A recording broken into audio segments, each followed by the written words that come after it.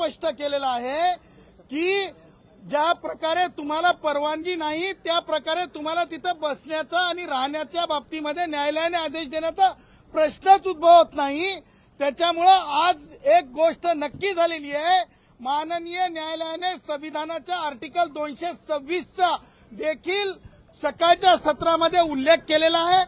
माननीय न्यायालयाने सकाळच्या सत्रामध्ये 3 वाजेपर्यंत ही अपेक्षा व्यक्त केली होती की लवकरात लवकर जर तुम्हाला परवानगी नसेल तर लवकरात लवकर आझाद मैदान रिकामं व्हावं, ही भावना सुद्धा आणि तशा प्रकारचं न्यायालयीन बाब सुद्धा न्यायालयाने सांगितलेली होती मागील आदेशाच्या आधारे।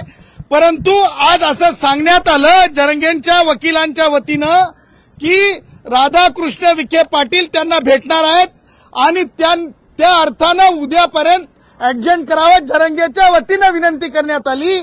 परंतु सरकारच्या वतीने देखील स्पष्ट करण्यात आलं की कोणत्याही प्रकारची परवानगीच नाही, कोणत्याही प्रकारची परवानगीच नाही, कोणत्याही प्रकारची परवानगीच नाही। हे डंक्याची चोट पे मला सांगायचंय।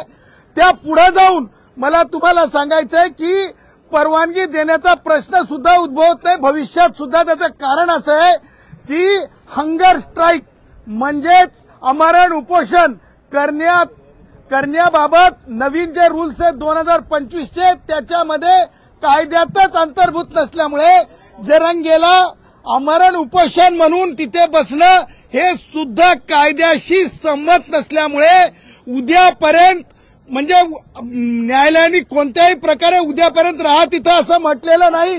न्यायालयाने पूर्वीच्या आदेशाचंच पालन व्हावं, पूर्वीच्या आदेशाचंच पालन व्हावं, पूर्वीच्या आदेशाचंच पालन व्हावं असं स्पष्ट सांगितलंय।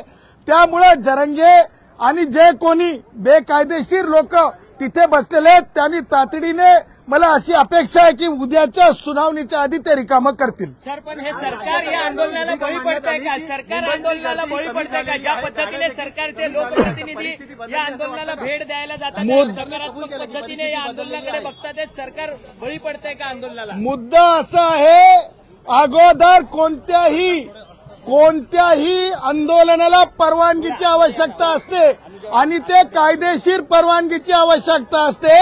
जरंगे हे काही लाडके नाहीत ज्याच्यामुळे जरंगेला बेकायदा तिथं बसता येईल। जरंग्याला जर कायदेशीर परवानगी नसेल तर जरंग्याला तिथं कसं काय बसता येईल? कारण परवानगी नाही, कायद्यामध्ये आमरण उपोषणाची तरतूद नाही। न्यायालयाने 3 वाजेपर्यंत रिकामा करावा अशी भावना होती।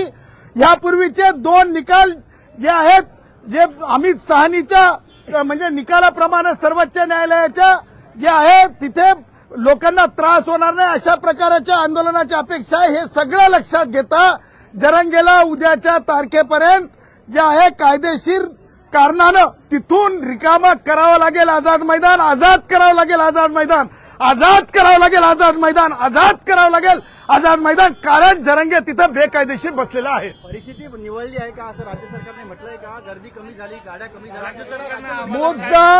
मुद्दा राज्य सरकारने स्पष्ट केला, बेकायदेशीरपणे ते बसलेत।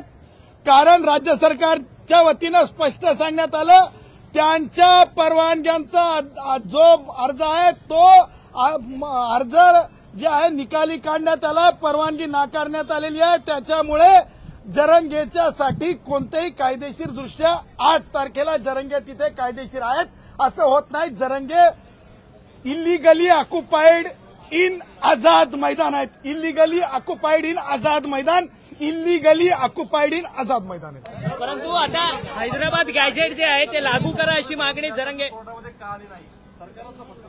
मुद्दा असा आहे की ज्यावेळेस न्यायालयाने फटकारलं नाही, हे फटकारलं अल्टिमेटम गोळ्या घालू हे जे आहेत ना अतिरेकी शब्द मी वापरणार नाही, समर्थन करणार नाही। जे सरकारला मान्य न्यायालयाने प्रश्न विचारला की 25 तारखेच्या आदेशानंतर तुम्ही उशिरा का आलात, त्यावर महाअभिव्यक्त्यांनी स्पष्टपणे सांगितलं की गणपतीचे दिवस आहेत, जनभावनामध्ये एकमेकांमध्ये कोणता म्हणजे क्लॅश निर्माण होऊ नये आणि म्हणून हे लोक जातील आणि आदेशाचं न्यायालयाचं पालन होईल हे पाहत असताना न्यायालयाच्या दुसऱ्या आदेशाला आज सकाळी न्यायालयाच्या जे तोंडी भावना व्यक्त केल्या न्यायालयाने, या सगळ्या गोष्टी मॅटर्स करतात। त्याच्यामुळे सरकार आपली भूमिका आज ज्या प्रकारे सरकारने स्पष्ट केलेली आहे, सरकारने केलेल्या कायद्याच्या आधारे स्पष्ट केलेली आहे आणि राधाकृष्ण विखे पाटलाच्या भेटीचा आधार घेत आम्हाला उद्यापर्यंत तरी राहू द्या असं ते म्हणत होते. याचा अर्थ न्यायालयाने त्यांना उद्यापर्यंत तिथं राहा असं म्हटलेलं नाही. न्यायालयाने उद्यापर्यंत तिथं राहा असं म्हटलेलं नाही. न्यायालयाने स्पष्टपणे पूर्वीचे आदेश आणि परवानगीच्या बाबतीमध्ये नाकारलेल्या बाबी अधोरेखित केलेल्या आहेत. त्याच्यामुळं जे काही वास्तव्य आहे ते बेकायदेशीर वास्तव्य जरंगेचं आहे. सरसकट कुणबीमधलं आरक्षण देण्याऐवजी आता हैदराबाद गॅझेट लागू करा अशी मागणी आता राज्य मंत्रिमंडळाच्या उपसमितीसमोर जरांगे पाटील करतात. ही योग्य मागणी आहे का काय? ते जी काही राज्य सरकारची काय उपसमिती आहे त्याच्यामध्ये राधाकृष्ण विखे पाटील आहेत. मला राधाकृष्ण विखे पाटील आणि सगळ्या कमिटीला सांगायचंय, अरे बाबांनो, अगोदर भारतीय संविधानामधून जो कायदा निर्माण झाला त्या कायद्याला म्हणतात रिझर्वेशन ऍक्ट, तर वाचून घ्या. अशा प्रकारे एखाद्या गॅझेटरच्या आधारे आरक्षण देण्याची तरतूद कुठे आहे का? तो जरंग्या बोलतो, तुम्ही म्हणायला लागता हो रे हो. असं नाही रे बाबांनो. गॅझेटरच्या आधारे कोणत्याच प्रकारे मागासलं ठरत नाही. एका वर्गातून दुसऱ्या वर्गात पाठवा असं ठरत नाही. मला राधाकृष्ण विखे पाटलांना प्रतिप्रश्न विचारायचा आहे, जरंगेला प्रतिप्रश्न विचारायचा आहे. जरंगे आणि राधाकृष्ण विखे पाटील कोणत्या एका कायद्याच्या तरतुदीत एका ओळीत लिहिलेलं आहे की एखाद्या गॅझेटरच्या आधारे दुसऱ्या एका समूहातून दुसऱ्या समूहात जाता येते? आणि गॅझेटरचा अर्थ काय? गॅझेटमध्ये पब्लिश झाल्याच्या नंतर वेगळं लागू करण्याची तरतूद कुठे आहे? तुम्हाला सांगतो, ज्या गॅझेटरचा उल्लेख करतात त्या गॅझेटरच्या आधारे मी तुम्हाला डंके की चोट पे कायद्याचा अभ्यासक विद्यार्थी, संविधानाचा विद्यार्थी म्हणून सांगतो, त्या गॅझेटरच्या आधारे एकही जात प्रमाणपत्र आणि व्हॅलिडिटी ही कायद्यासमोर टिकणार नाही. माझे मराठा भाऊ, मेरे लगते जिगर मेरे मराठा भाई, जिनसे मैं बहुत प्यार करता हूं, वो मराठा भाइयों के साथ जो राजनीति की जा रही है विपक्ष की तरफ से ही चुकीची आहे आणि त्यांना भुरळ घातली चालली, चुकीच्या मार्गाने नेलं चाललंय. माझा मराठा भाऊ ओबीसी कुणबी म्हणून जाऊ शकत नाही. परंतु शिवेंद्रराजे भोसलेंनी आता शब्द दिलाय जरांगेला की आम्ही सातारा आणि औंध गॅझेट जी आहे ती लागू करू, 15 दिवसात अंमलबजावणी करू, असं शिवेंद्रराजे भोसले म्हणतात. शिवेंद्र काय नाव आहे त्यांचं? शिवेंद्र भोसलेजी, तुम्हाला मला सांगायचं आहे, लागू करणारे मान्य राज्यपाल असतात आणि प्रत्येक गॅझेट आणि गॅझेटियर आहे ना भारताच्या संविधानाच्या आर्टिकल 309 मध्ये लागूच झालेलं असतंय. त्याचा अर्थ वेगळ्या डबल गॅझेटर लागू करणं हे कसं होऊ शकतंय? आणि त्या गॅझेटरच्या आधारे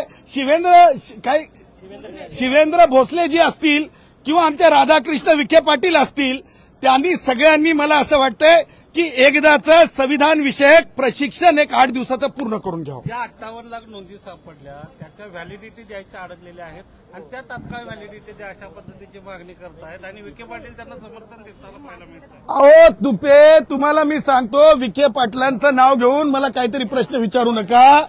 तुम्हाला मी सांगतो स्पष्टपणे, त्या नोंदींच्या आधारे आरक्षण देता येत नाही.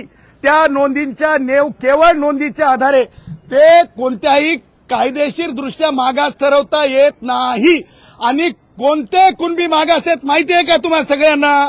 खेडूले कुणबी मागास आहेत जे कोकणात, याच्यामध्ये विदर्भामध्ये, दुसरे कोणते तिरळे कुणबी मागास आहेत ते विदर्भात. त्याचं कारण मागासले पण त्यालाच म्हणतात ज्याच्यासोबत सोशल हँडिकॅप म्हणजे सामाजिक अपंगत्व असतंय. सामाजिक अपंगत्व माझ्या मराठा भावांसोबत नाहीये. माझ्या मराठा भावांसोबत सामाजिक अपंगत्व नाहीये. माझ्या मराठा भावांसोबत सामाजिक अपंगत्व नाहीये. त्यामुळे माझ्या मराठा भावांना जबरदस्ती सामाजिक अपंग म्हणण्याच्या प्रयत्नात पडू नये, कुणी पडू नये. आणि माझे मराठा भाऊ मागास ठरत नाही.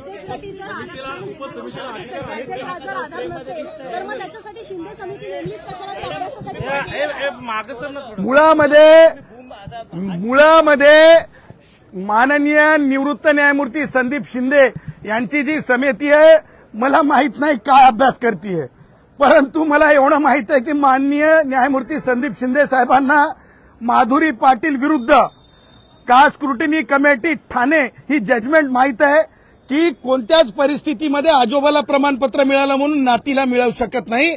प्रत्येकाला अफिनिटी आणि व्हिजिलंट टेस्ट पूर्ण करावी लागते. त्याचबरोबर शिंदे साहेबांच्या समितीच्या आधारे कोणत्याच प्रकारे माझे मराठा भाऊ कुणबी ठरू शकत नाहीत.